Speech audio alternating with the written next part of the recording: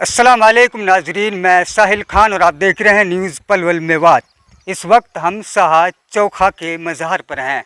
आप देख रहे हैं ये दरगाह शरीफ जो पीछे आपको दिखाई दे रहा है, इसको मैं आपको क्यों रूबरू कराने जा रहा हूँ वो जानिए। ये वो लोग हैं, जब इस्लाम मक्का और मदीना से इस्लाम की खुशबू दुनिया में फैल रही थी तो ये हिंदुस्तान का ये खित्ता कहीं न कहीं इस्लाम से अनजान था। यूँ तो इस्लाम की खुशबू यहाँ पहले ही आ चुकी थी, लेकिन फिर भी लोग इस्लाम सीखने के लिए, इस्लाम को जानने के लिए उत्सुक थे। तो वहीं से खुरासान से होते हुए ये बुज़ुर्ग, जिसे दादा शाह चौखा कहा जाता है, ये एक लक़्ब है। शाह यानी कि बादशाह, चौखा ये एक मेवाती शब्द से निकला हुआ शब्द है। चौखा अगर हम कहें तो इंग्लिश में बेस्ट, उत्तम, सर्वोत्तम, ये एक लक़्ब दिया गया है कि चौखो या चोखा, उसी से शाह चौखा शब्द नाम निकल कर आया।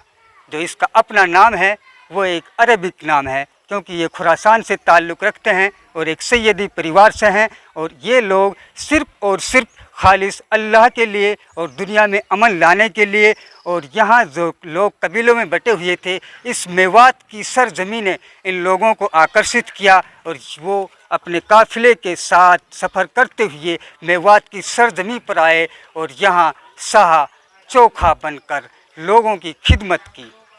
इनकी खिदमत यही थी, लोग यहाँ जैसे कि लड़ाई झगड़े, छोटी मोटी बहुत सारी रुकावटें, समाज में ऐसी ऊंच नीच रूढ़िवादियाँ फैली हुई थी, उन चीज़ों को इन्होंने अपने इल्म और अपने जो इनके पास तजुर्बा था उससे दूर किया और समाज में एक नई रोशनी लेकर आए। यहाँ के लोगों को पता भी नहीं चला कब वो इस्लाम में दाखिल हो गए और वो कब मुसलमान हो गए। यूँ तो ये जो मेव कौम, यहाँ मेवाती लोग थे, ये पहले से ही प्रकृति की तरफ इनका झुकाव था, लेकिन ये पूरी तरीक़ा से मुसलमान नहीं थे। जब ये बुज़ुर्ग यहाँ पर इल्म दीन लेकर आए, इस्लाम की खुशबू लेकर आए, वो यहीं के समाज में, यहाँ के लोगों में इस तरीक़ा से रच बस गए। यहाँ के दुखों को दूर करने वाली जितनी भी चीज़ें थी, उन सब को अपने इल्म से, अपनी जो इनके अंदर खासियत थी या अल्लाह की तरफ से उनके अंदर कुछ करामातें थी, उनसे दूर किया और लोगों की खिदमत की। लोग इनके आस पास हुजूम बनाकर बैठने लगे, इनकी बातें सुनने के लिए दूर दूर से लोग आने लगे। एक तरीक़ा से ये ऐसे समझो जैसे अंधेरे में कोई रोशन दिया आ गया हो। लोग इसकी रोशनी पाने के लिए, बातें सुनने के लिए, जानने के लिए और राह देखने के लिए कि हमें कोई ज़िंदगी में आगे का रास्ता बताए, अब क्या हो।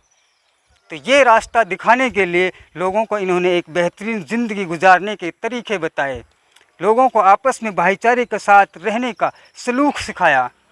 ये वो सब बातें थी, जैसा कि कहा जाता है फ़िलहाल कि यहाँ इस्लाम तलवार से के ज़ोर से फैला है, औरंगज़ेब ने यहाँ के लोगों को मुसलमान बनाया है।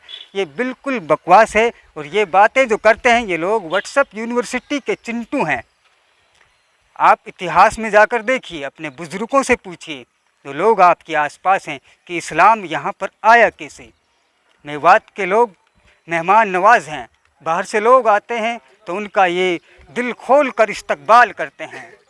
ऐसे ही ये खुरासान से जब ये बुज़ुर्ग यहाँ पर मेवात की सरजमी पर आए और यहीं पर आकर बस गए, तो मेवात के लोगों ने इनका इस्तकबाल किया।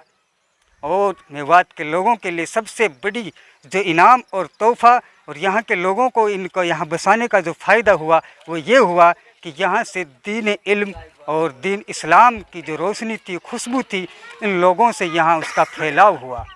और धीरे धीरे यहाँ के मेव कम्युनिटीज़, जो मेवाती लोग हैं, वो मुसलमान होते चले गए और वो इस्लाम में दाखिल हो गए।